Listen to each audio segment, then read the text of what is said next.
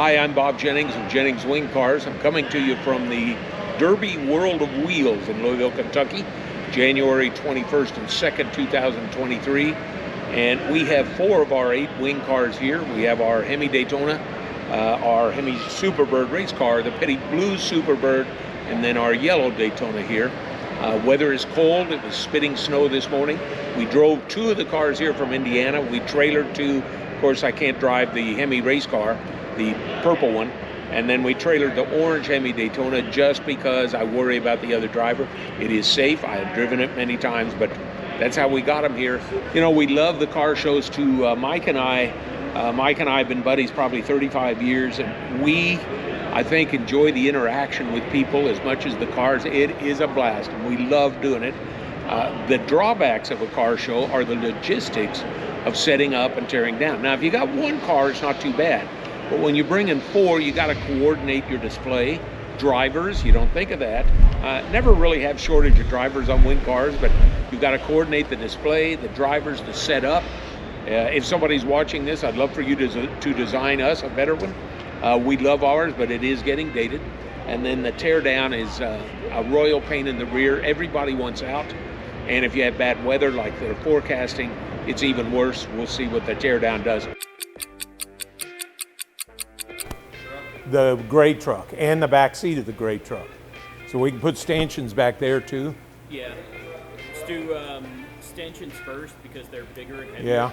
So we can put the stanchions in the bed, any extras put them in the back seat, and then the floor things we can put in the back seats of these because they're soft. Okay, on the floor things, I want to make sure the truck is full because of the hassle factor. Fill the truck first. And then what about the poles? Let's see how we do. We are required to have a divider between us and the general public for safety purposes. Look at July with a centerfold. Oh, that's cool. You're on the cover too. Yeah, well, you need to open it up and look inside. Okay. You see that? It is beyond good.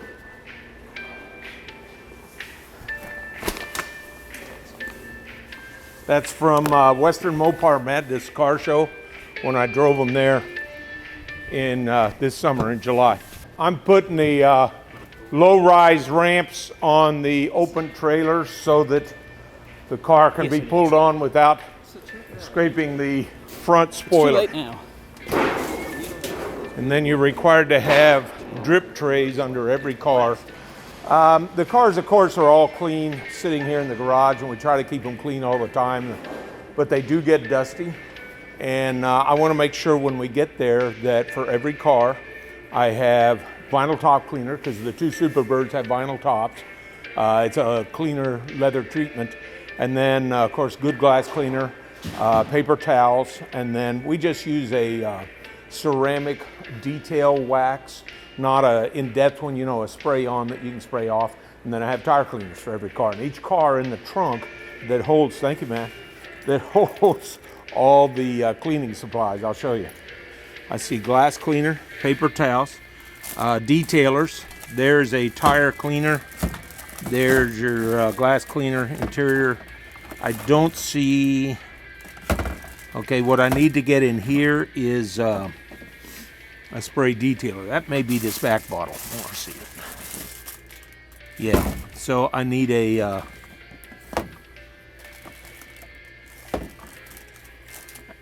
leather detailer.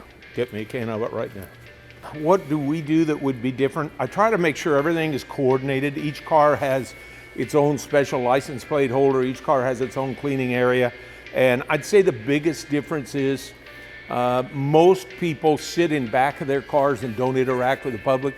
I believe being a caretaker of these cars, I am standing out front for 12 to 14 hours and I interact with everybody that goes by and say hello, hey, talk about the car. Occasionally, if I see somebody that shows a particular interest and I gauge that, I'll let them inside, they can sit in the car. Occasionally, I may even let them start the race car, although I get in trouble every time I do that. But somebody shows particular interest, family story, something like that, I may let them inside. And very few people will do that, but People need to enjoy these cars. You don't see them much, so we try to do that.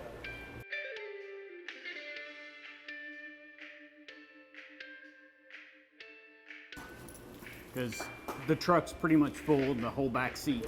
I would say one of the mistakes we're running into it here is having too big and difficult a display put together. The problem is when you take 4 cars, you need beyond the normal display.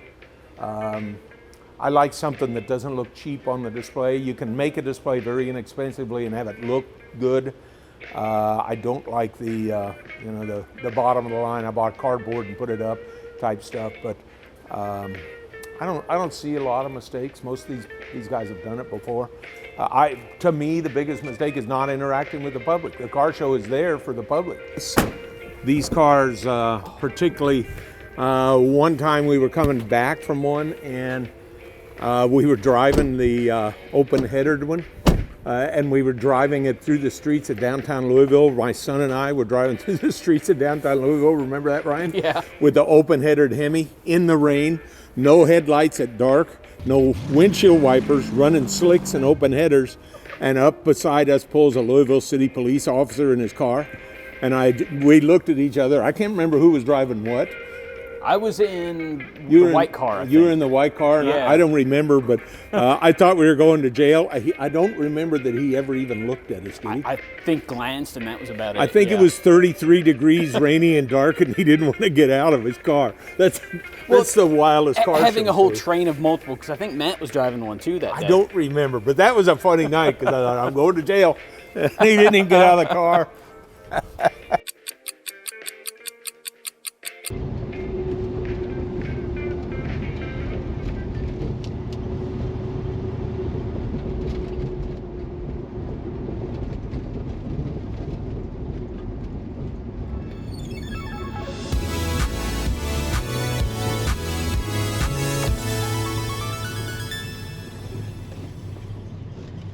So we're set up for the car show.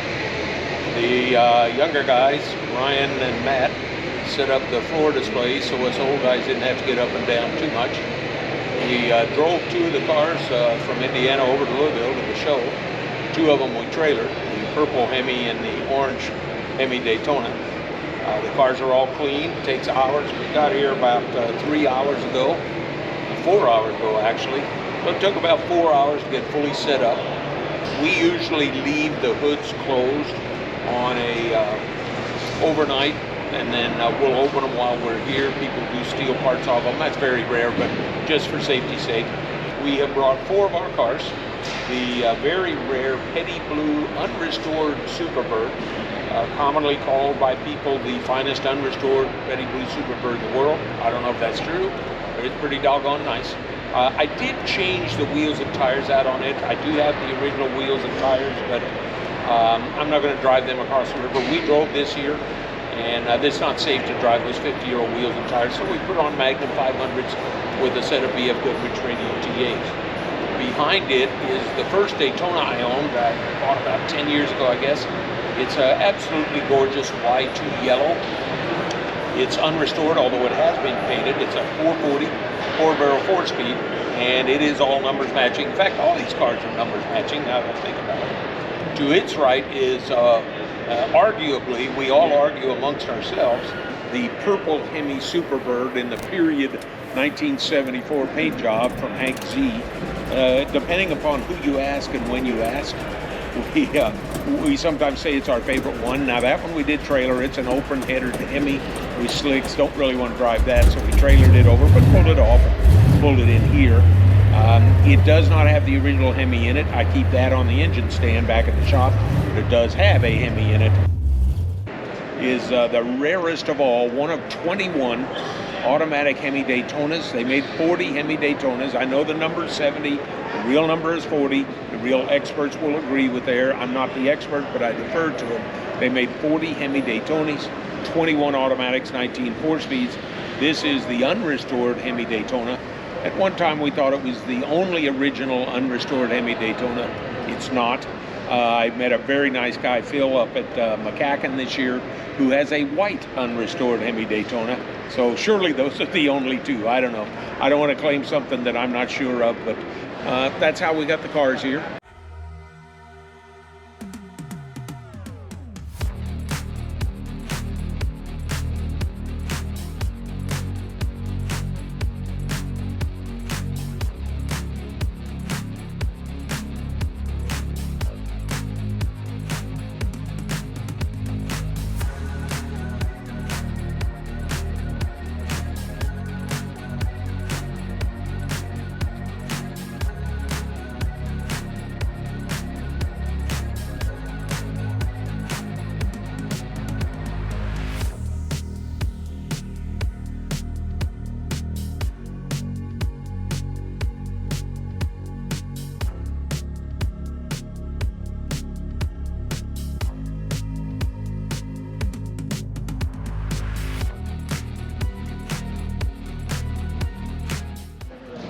I still work so much that when I'm home, you know, I don't know. I do about 2 shows a year.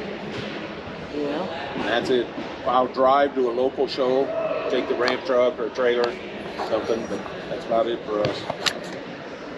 We did the McCacken Show Muscle Car and Corvette Nationals. We did that this year and last year. These by invitation. I got 8 of these, so we took them up. I don't remember why it went up last year. Must have had something in there. Anyway, that's fun if you haven't ever been. It's the weekend before Thanksgiving. It is the best of all makes and models of the United States cars. Anything you like.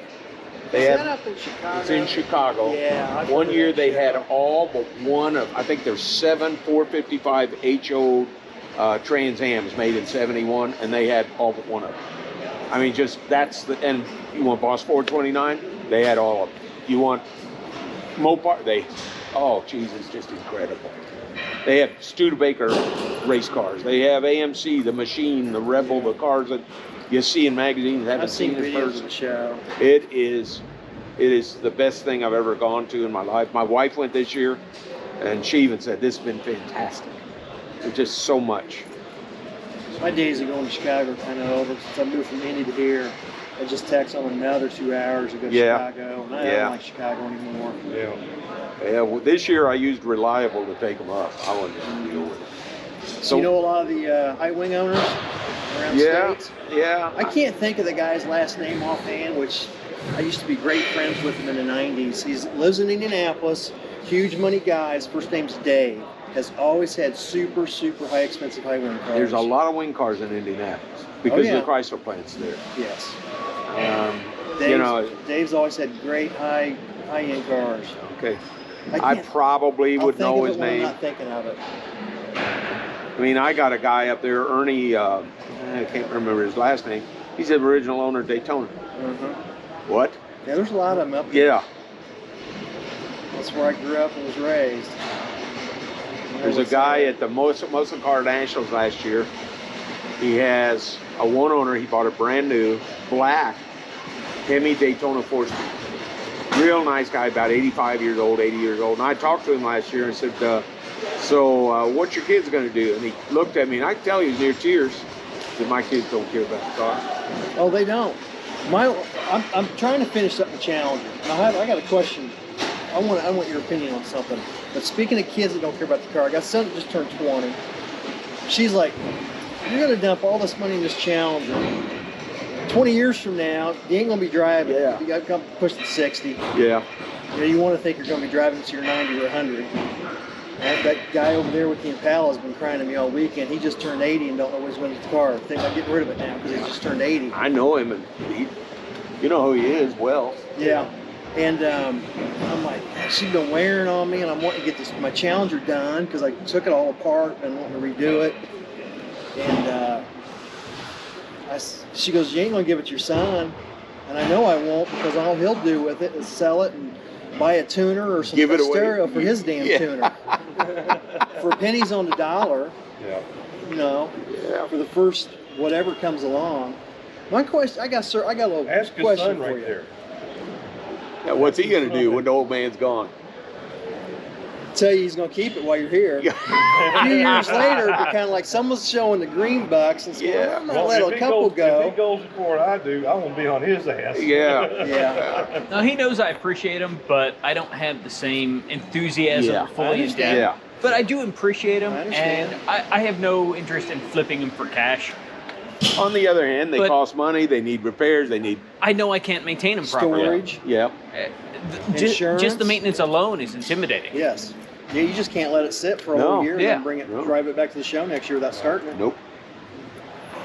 Well, my question to you is, I'm in a little dilemma on a drivetrain from a Challenger.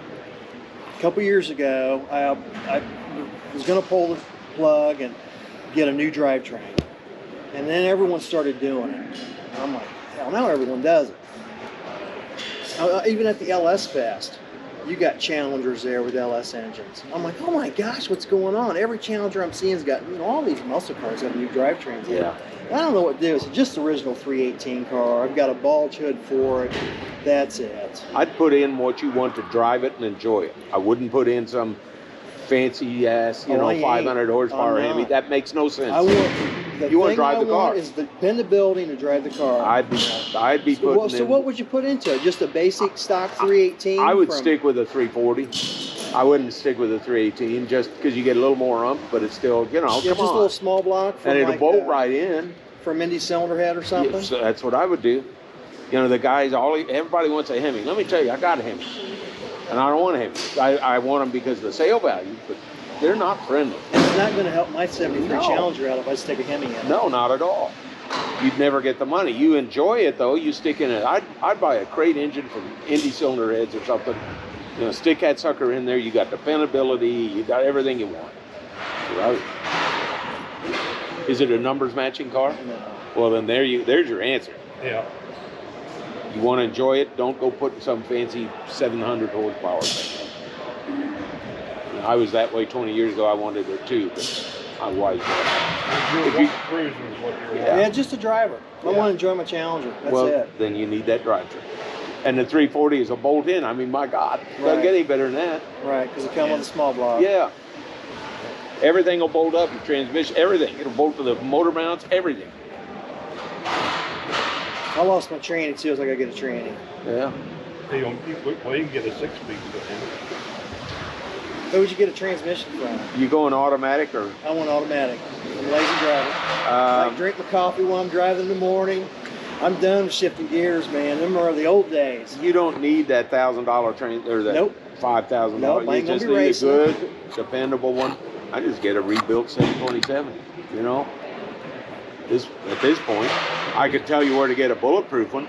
Well, you don't care about that, No, and it's going to cost you $5,000 to do it. nope. I don't want to Wouldn't do do that. it. I tell you, there's a place in Jeffersonville I've used, and I'm embarrassed to say them, but they did this. They did the transmission in one of these cars. Oh, and the one I've driven to Alaska, the they've white done- one. But remember, they only have one guy there who does them. Yeah. What is the name of that place? Mike, what's the name of that transmission shop there? Four-letter name. Huh? Isn't that four-letter? I don't remember. He does. When I worked at Bales, which is now Bachman Chrysler, they did a transmission. downtown? Yeah. They did the Chrysler transmissions then, and they still do them now. And they have built. One right there, about 2 blocks into Jeff. Yeah. Yeah. Yeah. What are they called? Ross Brothers. Yes. There you go. Four-letter. I like ROSS. They're like Mr. Chrysler, not high performance, but what the hell do you care? The one in my white Superbird's been to Alaska, Key West. Isn't that good enough? And I got probably $700 in it, 600. Overall, good show. Excellent show. It was wonderful. As always, we talked to a million people and we love every moment of it. We only had one guy who was kind of semi-drunk I had to mess with. And Mike got him. Yeah, well, he was talking to somebody kind of important, so he was talking to a guy who worked with Richard Petty. Yeah. So, Yeah. We had a guy work, how long did he work Yeah. for? 5 or 6 years. yeah. And he was, he's very talkative. He was really interesting to talk to. Richard Petty. Oh, really? He was his marketing PR director. Really? Yes. I'm wondering if you can go ahead and start and pull over there by that door.